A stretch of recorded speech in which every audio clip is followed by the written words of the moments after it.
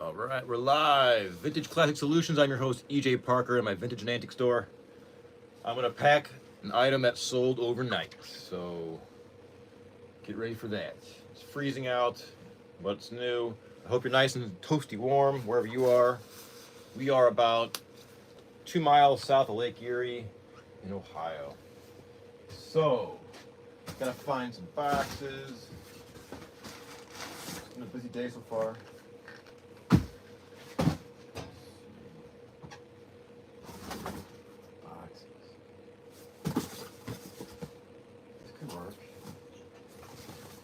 You gotta remove old labels from boxes so there's no confusion in the post office, which is closed today.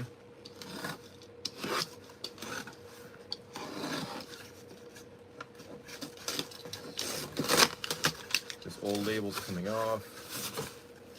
So I'll show you what I sold a vase from the 19th century, like a mid-late 19th century vase by Baccarat. It's really beautiful. White opaline glass, made in France.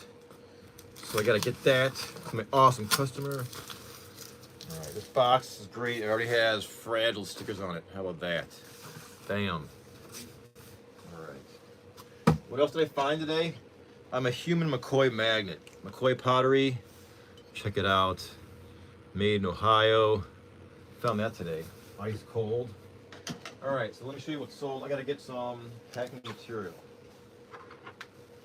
Well, it's freezing in here, so I just have to move quickly because it's freezing.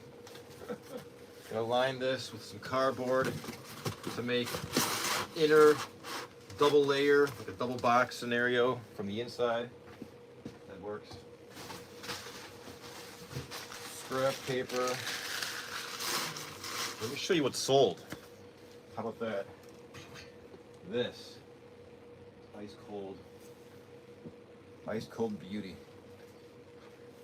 This opaline mid-late 19th century vase, white glass, gorgeous. It's gonna go in here. Gonna pack that up carefully. Got some bubble wrap, courtesy of Smokeology. All right, cool. Man, it's freezing. Come on. All right. Bubble wrap. The good stuff. You wrap this up.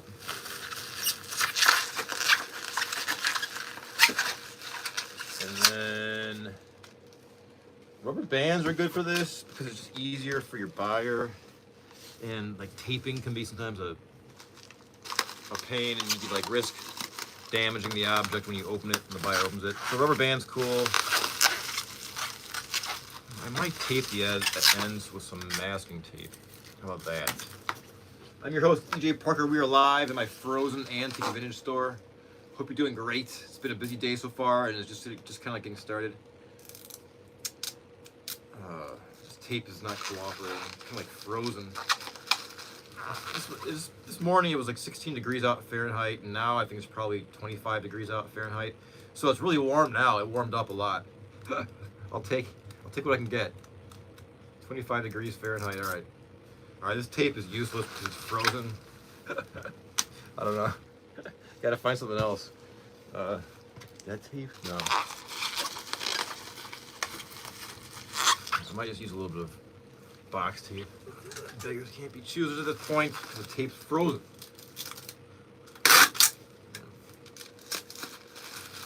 All right. So I probably made around 45 bucks off this.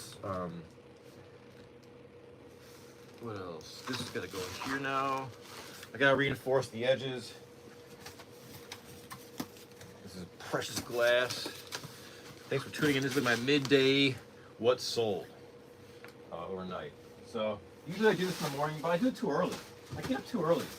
I get up at like 4 a.m. every day, and I would go live and do this in front of. I mean, sometimes there's always someone there, and I appreciate the presence. And I actually like the intimate setting of 2 or 3 people, and you can chat and kind of get to know them. But it's just too early. I get it. People, people are curious. People have different interests. Some of my viewers like to watch this to see how I pack things, because maybe they aren't vintage and antique dealers or aspiring vintage and antique dealers. Some people like the history of the items. Some people just like to see my disheveled, rambling nature go crazy in this pile of antique and vintage stuff, which is cool. I gotta cut this box down a little bit. I've already found some great stuff today. I found some chairs from like the late 1700s, early 1800s. Hi everybody. Good to see you. Thanks for checking in. I'm your host, EJ Parker. We are live in my vintage and antique store. It's freezing outside. It's freezing inside right now. And I'm packing this mid-late 19th century vase. Baccarat vase made in France. I'm just doing this right now. You can see it's cocooned in there. Where you at? I'm in Ohio. This is Ohio. We are about, this is my antique storage shop, aka my garage. We're about 1.5 miles from Lake Erie. Let's see. All right, so I gotta get some more paper. So this stuff sold overnight. Everything you see around me is pretty much for sale. The Halloween stuff I collect, so some of that stuff's not.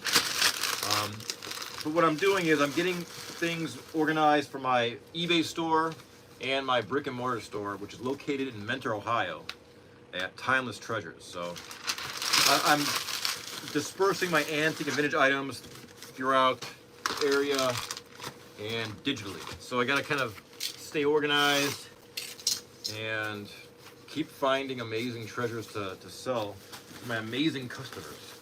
So now I'm just reinforcing the edges. I gotta pay more attention to the chats. Like this is Ohio. I sub. All right, thank you for subbing. I appreciate that. All right, I'll give you a shout out. Madden 20 gameplay. I appreciate your support. I do some vintage video game. I do some vintage like NES magazines. I read through those. It's in a category on my channel called My Paper Time Machine. So if you're into like vintage video games, I have a few of those old like Nintendo Power magazines from the 80s and 90s. And I thought about this today because people use YouTube for a lot of reasons to express their passion. And I understand gaming is a big passion. And I think nowadays, like how they're so popular and on YouTube, these creators of all ages can make a lot of money, and that's great, doing what they love. But when I was a kid of the 80s and 90s, we had Nintendo Power, like this magazine. And if like you wrote, and like if you like wrote in like a fan letter and it got published, that was like hitting the jackpot. Even though you didn't get any money or anything, you were like, oh my God, I'm in Nintendo Power magazine. And then think about now with like YouTube and all these creators and all these game channels, and they're reaching, just so many people. It's amazing. We're in the future. This is the future. All right. I gotta stop yakking and keep focused on my antique vase. I gotta get this thing shipped out. Today the post office is closed in observance of President Carter's funeral passing. So, but I still gotta get things out tomorrow first thing. I have a couple things that should have gone out today, but I can't because it's a holiday for the post office. All right, so let me give it the shake test. I don't hear anything moving around. This box was conveniently marked glass. I probably bought some old bottle. This is the box it came in. That's why it's great to save them, because look at, bam, reused. Right. I do this a lot, so if you like this kind of stuff, you're in the right spot. Antique and vintage. We can talk about history and life, AI, faith, the mysteries of life and the divine. Trying to figure it all out together, right?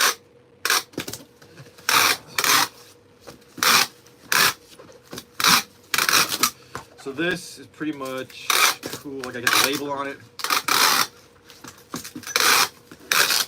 Let's see. That feels pretty secure.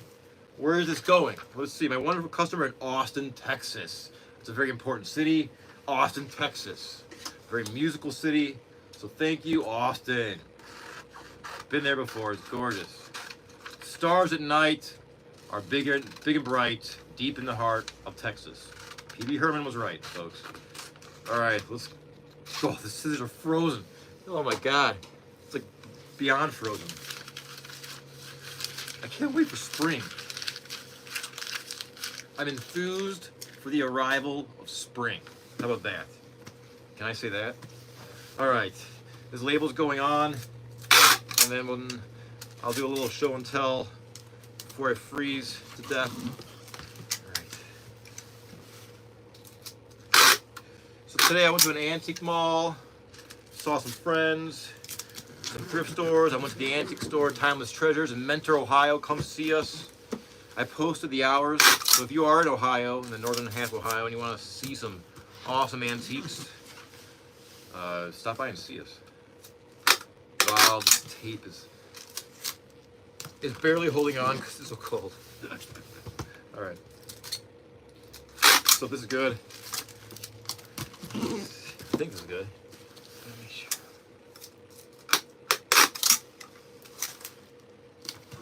All right. How about that? Nice and secure. Good afternoon. I saw your shop. It's amazing. Oh my God. Thank you. Sketches and Threads. You're so sweet. Good to see from you again. Thank you. It's coming together. It kind of like, it's always a work in progress because you need to like kind of always redo your booth or your shop to reorganize, just like eBay. Because in eBay, I'll give you a tip. You may have, let's give you an example. You may have like 200 items in your store. Okay, great. And you know, you might sell 1 or 2 a day.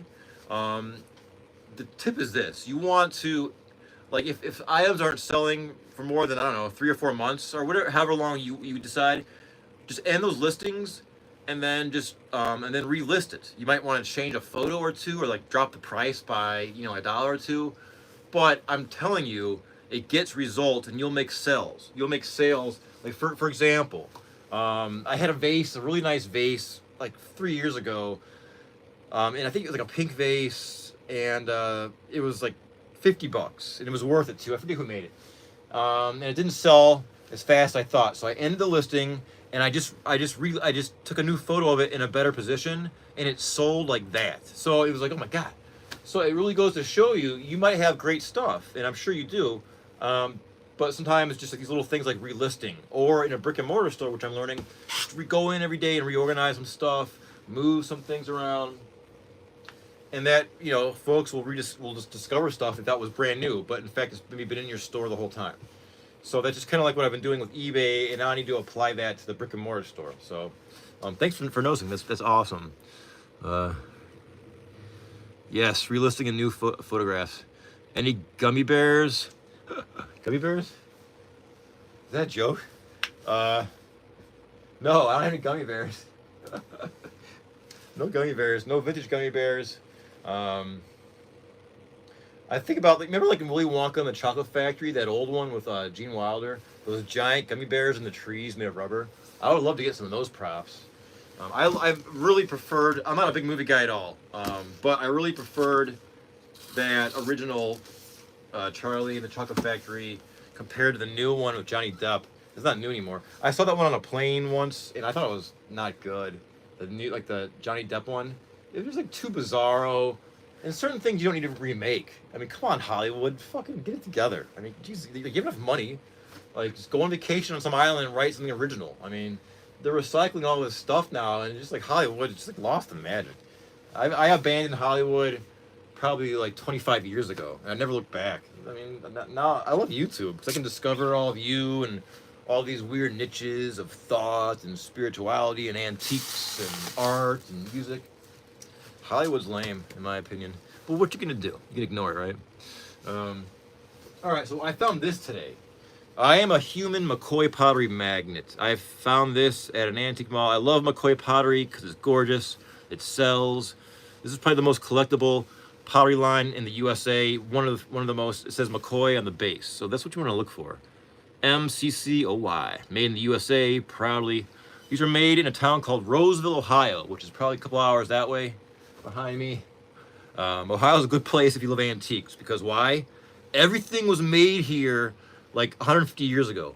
Everything. Rubber, glass, steel, pottery. It goes on and on. And then it all moved to Asia and China. It's not China's fault. It's the bosses in America that wanted more money. I'm not against capitalism, but ethical capitalism. That's the way it is. It's easy for me to say because I'm a one-man company. It's just me. I'm ethical to myself, I think. Actually, I'm overworked and underpaid, but I love what I do. So does that make sense? if you love what you do, it's all right, because I don't know, it's life. I think there's a trap in life where this is the trap, and you can break out of it. The trap is this: when you're 18, you don't make always the best decisions in life, as we all know, and then you decide you want to go to college and major in something and be in debt for like $200,000, give or take. And then you're locked into the system because you have to pay this debt off. So you have to have this job that you may realize that you hate. You know what I mean? Maybe you picked a major you decided that you hate a little bit later in life and you want to get out of it. So there's danger in there. And I think a lot of these degrees now, college degrees, are just overpriced pieces of junk. I'm personally trying to return my degree. I brought it to the States, and I had to pick and choose my battles, and I'm so busy with my store, but not my music. I never graduated from music. I went to college for music, and I dropped out my junior year to go on tour with the Tommy Dorsey Orchestra, the way you should. Then later in life, I went back and I got some stupid pointless degrees, overpriced, and now like this debt for like a piece of paper worth nothing. It's graded by like computer grading. It's all just like this formality, and I feel bad for the younger people that believe they're getting some value. I'm not saying college is bad, but the degrees are overpriced for what they're worth. It's a complete ripoff. So I'm trying to return my degree. I'll keep you posted on that project. I have a lot of projects right now. EJ Parker returning degree. Hey man, if you earn it, you should return it, and that goes for credits too. These universities are on this high hill of pompousness. You know what I mean? It's ridiculous. I'm not saying education is bad. It's good, but we got to hold these schools accountable for this misvalue. I'm a very good judge of value, and these colleges are ripping people off left and right. If you're an artist majoring in art or music, I would advise maybe dropping out and just hiring a private teacher that you respect and is very well known in your genre. That's just as effective as going to college. You can eliminate a lot of the bullshit and all the debts by just hiring a teacher and by you actually practicing hard. This is the part where you come in. You can skip college. College is what people don't know what to do. College is not necessary at all. If you have a determination in your heart and soul and a passion, you can do whatever you want and make a living at it your whole life. College you can just ignore. College is for the few that people don't know what to do, I think, that need that. But it's just overpriced. College is too overpriced. You're not getting the value that you're promised and all that stuff. It's become 100 years ago, a college degree was a lot more substantial and meant something. Now, in my opinion, and this doesn't apply to every major. I get it. Certain majors that you need technical equipment that you do not have at your disposal. Certain engineering and science things, I get that. I'm not saying college is bad. I'm saying the system needs to be reset with that bullshit. It's just ridiculous, the academic and the high hill they think they're on and the prices they charge for worthless degrees, and it puts poor people, middle class, upper middle class, in these binds, these financial death traps. And it's the government and these colleges. It's the college's fault because the government gives like these loans out, and when that happens, the colleges raise the price. And all these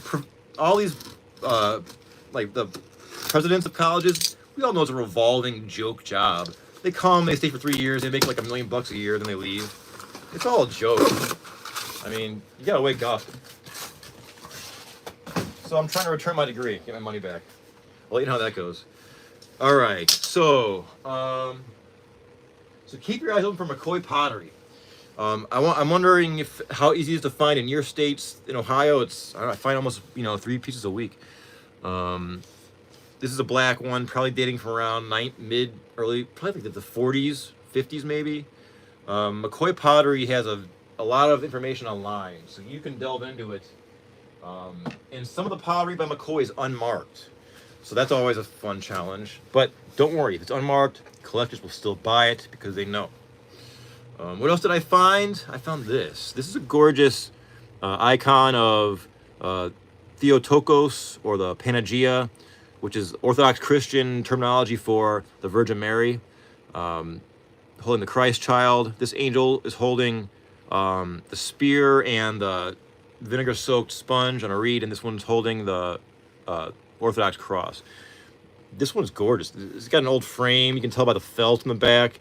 You can learn a lot from artwork by looking at the back of the frame. Sometimes I'll feature the back of the frame more than the front. I've been showing this a few live streams. This is a Paul Gauguin piece. It's not original. I wish it was, but it's not. This is like a mid 20th century, like a novice artist rendering. But this frame tells you all about the age. It's not signed, but you can see it's real wood. You can see the actual wear from this time and age, and it's not a bad rendering in my opinion.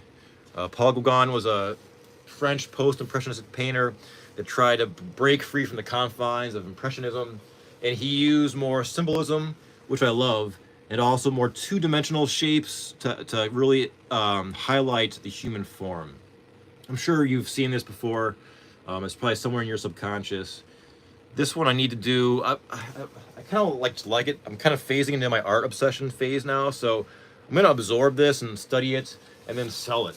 So I gotta make some money. This is a piece of art right here. This is more contemporary. I featured this before. This is an Ohio artist named Bob Brubaker who lived from 1921 to 2011, and he was known as a naturalist and an impressionistic painter. A lot of still life, and the cool thing is, he features a lot of antiques in his paintings, and I have these things and I sell them, like these enamelwares, like Berlin enamelware from like 1905. These things. So it's in my shop. I have 3 of his paintings. One's an apple still life, this one, and then I have one with enamelware with mushrooms. And what I did in my shop, I featured that painting next to an actual enamelware with a mushroom in it, just to have art mimic real life, or the opposite. So what are these worth? Art is a tricky thing, but the key to unlocking the value in art is knowing the artist and the genre. Is it naive? Is it primitivism? Is it abstract? Is it cubism? All these things. Is it gothic? Just, it's not that hard to research, but it'll make your art sell faster and for more money. So this is like naturalism, like naturalistic impressionism. That's what I'd say. There's no date on this, but it's, I mean, probably late 20th century or late 20th century. It's a nice wood frame. So his paintings, Robert Brubaker, who's from Ohio, his paintings, some are online for like $900. Now I have the one in my store for sale, in my brick and mortar store, but I realized no one's gonna walk in like a small town with like $900 in their pocket and be like, oh, I'll buy this. So I have to price it to sell. So I think I'm asking like $199, like $200 for it, which is a good deal. There's no shipping, and it's worth it. I mean, if someone wanted to resell it, they can make money off it. I leave some room on the bone, because if you bring it to like a different gallery or an actual art gallery or an actual art devoted website, you can get a lot more money. But right now I just have too many coals in the fire. I have to price things to sell. I can't give it away, but I price things to sell. I understand that folks can be on a budget and they want to have some gorgeous art and they can't afford it. I try to make those things happen by pricing things fairly and reasonably. I try to pass the savings on to you as much as possible. Because I'm a collector on a budget. I get it. I'm passionate about my things and I have to have them, and if it's too expensive, it's just like a stressful thing in my life. So that's that. It's probably 19 degrees right now, or 20 degrees, so I'm just trying to pretend like it's warm. I'm starting to ramble a bit. What I need to do now, it's like 2:30 p.m. Eastern Standard Time. I appreciate everyone here. Please subscribe. I'm your host, EJ Parker. This channel is going to be doing a lot. I'm going to be adding new elements. Things like I'm going to have some topics, historical topics that I'm going to have done, like a 3D animation, or like CGI. Like, it's going to be me narrating things, because that's kind of like the next level. Because I get it, people judge by their vision, and I'm kind of like a ragtag kind of guy, but that's my style. I'm real. But I have things I want to illustrate and concepts I want to share with everyone, and I realize that people judge by appearance. Even though we shouldn't judge others, I get it that people will judge me, and that goes for my content as well. So I'm going to, I don't want to say elevate, but like just kind of keep evolving my channel to giving you all worthy content, content worthy of your attention, be it antique, vintage, faith, art, music, these things that invoke our soul, right? Things that get our soul to resonate with our hearts and our mind and our body. We only got one life to live, as far as I know, so it's like when you read a good piece of poetry, your soul kind of resonates with your heart, at the same time. I want my channel to help folks find some kind of resonation of some kind of passion, no matter what it is. So that's kind of like my goal, amongst other things. So I'm frozen. I need to probably get some coffee and then, I don't know, eat and then go find some more antiques. So please subscribe and thank you if you have. Let me check the chat. Yep, that's it. Cool. So we're good. So please just, check in occasionally. I appreciate your presence, and as always, thank you for checking in.